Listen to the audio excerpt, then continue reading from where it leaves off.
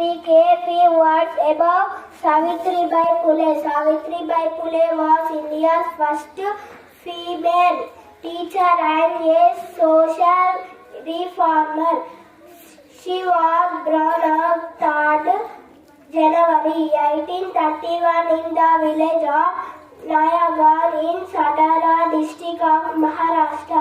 Savitribai Phule was married to Jyotirao Phule in 1840 at the age of 9. Savitribai Phule and Jyotirao Phule started the first India Girls పుణ్యంలో మొదటి పాఠశాలను ప్రారంభించింది.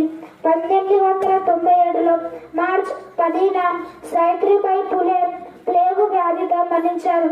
సావిత్రిబాయి ఫులే జయంతిని ఉపాధ్యాయులుగా